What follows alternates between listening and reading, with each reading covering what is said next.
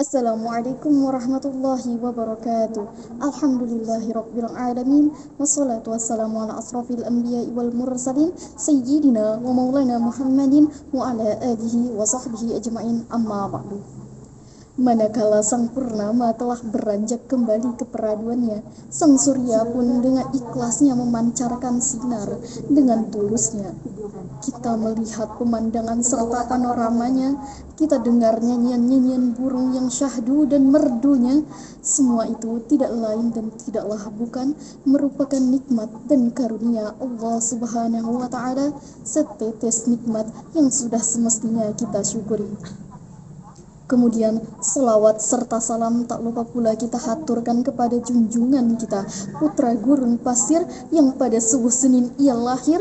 Patung-patung di sekitar Ka'bah jatuh tersungkir. Siapa lagi kalau bukan Nabi kita, Nabi besar Muhammad Sallallahu Alaihi Wasallam. Kepada keluarga, sahabat, kerabat serta seluruh pengikut beliau ila yaumil akhir. Hadirin wal hadirat, United Nations International Statewide for Disaster Reduction, Badan Nasional PBB Strategi Internasional Pengurangan Risiko Bencana, mengatakan bahwa berbagai bencana alam mulai dari gempa bumi, tsunami, letusan gunung berapi, banjir, tanah longsor, kekeringan, dan kebakaran hutan rawan terjadi di Indonesia. Hal ini mengingatkan kita dengan beberapa peristiwa yang menyayat hati yang sempat menggoncang Indonesia beberapa waktu lalu. Tsunami Aceh, lumpur Lapindo, letusan Merapi, tsunami Pulau Donggala, banjir bandang Jakarta, dan lain sebagainya yang telah merenggut nyawa ratusan juta jiwa, menambah catatan kelam dalam perjalanan bangsa Indonesia. Hadirin, bencana demi bencana yang terus saja melanda seringkali memunculkan spekulasi-spekulasi teologis di masyarakat. Ada apa sebetulnya yang terjadi dengan bencana yang tak juga menampakkan tanda-tanda akan berhenti? Ada apa dengan negeri ini? Apakah bencana itu ada kaitannya dengan ulah sebagian dari kita yang mengabaikan merawat dan menjaga anugerah dari Yang Kuasa? Atau bahkan semua bencana ini sebagai bahasa Tuhan untuk menegur dan menghukum umat manusia?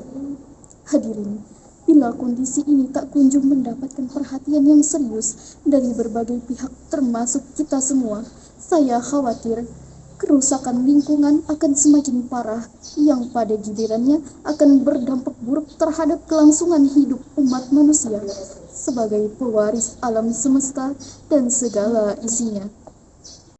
Oleh karena itu, hadirin, untuk bisa memberikan kontribusi yang berarti sebagai bentuk kepedulian kita terhadap bangsa ini, saya atas nama Laili Azizah dari Program Studi Ilmu Al-Quran dan Tafsir Fakultas Usuluddin Adab dan Dakwah Institut Agama Islam Negeri Palangkaraya mencoba memberikan konsep solusi konstruktif terkini melalui ceramah singkat dengan tema membangun kesadaran pencegahan bencana, dengan berlandaskan firman Allah dalam Al-Quran Surah Ar-Rum ayat 41 yang berarti telah tampak kerusakan di darat dan di laut disebabkan karena perbuatan tangan manusia.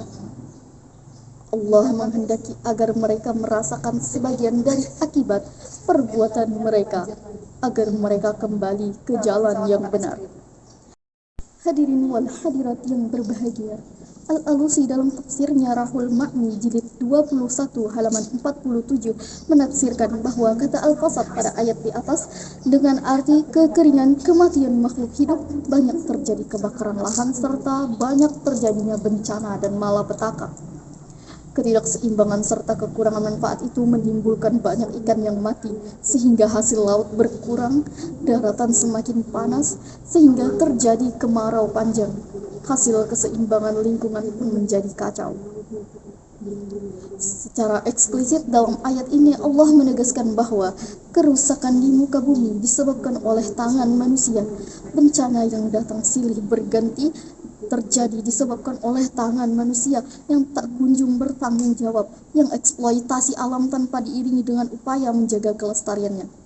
Angkuhan tangan-tangan manusia yang berlindung di balik dalih sains dan teknologi telah mengikis habis keramahan alam, sehingga yang tampak adalah krisis lingkungan, polusi malapetaka atomik, menipisnya lapisan ozon di atmosfer, banjir yang menyebabkan wabah penyakit, erupsi gunung yang menelan korban jiwa, dan kebakaran hutan yang mengakibatkan kerugian ekonomi.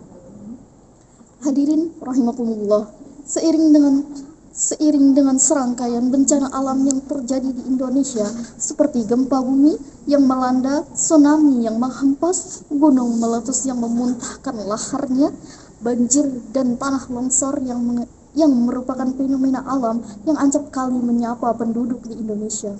Belum cukup dengan itu semua, kita pun dikejutkan dengan munculnya angin topan, gelombang pasang naik ke daratan, sehingga jebolnya tanggul di Situ Gintung, Tangerang yang melayangkan ratusan nyawa manusia. Mengapa demikian? Hadirin yang berbahagia, serangkaian bencana alam yang telah kita bahas tadi tidak serta-merta membuat kita takut dalam menjalani hidup, namun dapat menjadi pacutan yang keras untuk kita agar dapat membangun kesadaran pencegahan bencana sejak usia dini. Lantas, timbullah di benak kita bagaimana cara agar kita dapat merealisasikannya? Jawabnya adalah dengan cara saling menyayangi. Bagaimana sabda Rasulullah, sayangilah olehmu sekalian segala apa yang ada di muka bumi ini, niscaya Allah akan menyayangimu. Hadis riwayat At-Tirmizi nomor 1924. Ditambah dengan perintah Allah kepada manusia untuk memelihara dan memakmurkan bumi agar bumi dapat memakmurkan hidup manusia, sebagaimana yang Allah jelaskan dalam Al-Quran pada surah Al-Hud ayat 61, yang artinya, dan kepada kaum Samud kami utus saudara mereka Saleh. Dia berkata, wahai kaumku, sembahlah Allah, tidak ada Tuhan bagimu selain Dia. Dia telah menciptakanmu dari bumi, tanah, dan menjadikanmu pemakmurnya. Karena itu, mohonlah ampunan kepadanya, kemudian bertaubatlah kepadanya. Sesungguhnya Tuhanku sangat dekat rahmatnya dan memperkenankan doa hambanya. Hadirin wal hadirat yang berbahagia, yang dimaksud dengan memakmurkan dalam ayat tersebut yaitu bertambahnya keberkahan dan bertambahnya sesuatu yang bermanfaat bagi seluruh umat. Sesuatu yang disebut makmur tersebut juga harus berdaya guna, berkembang dan berkelanjutan. Betapa bahagianya dan indahnya alam ini jika setiap individu memiliki semangat dalam memelihara dan melestarikan alam raya yang kita huni. Dengan demikian, dari uraian tadi dapat disimpulkan bahwa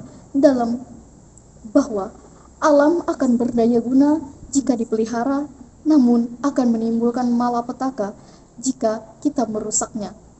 Oleh karena itu, mari kita pelihara dan kita kelola dengan baik alam dan lingkungan, serta marilah kita bersama-sama berdoa agar negara kita tercinta selalu aman serta terhindar dari bencana. Amin ya rabbal alamin. Jika ada mata air di ladang, segarkan diri, ayo mandi. Jika Tuhan memberkahi umur panjang, izinkan saya berceramah kembali. Demikianlah ceramah yang dapat saya sampaikan. Terima kasih atas segala perhatian dan mohon maaf apabila ada kekurangan. Wabillahi taufiq wal hidayah warridho wal inayah. Wassalamualaikum warahmatullahi wabarakatuh.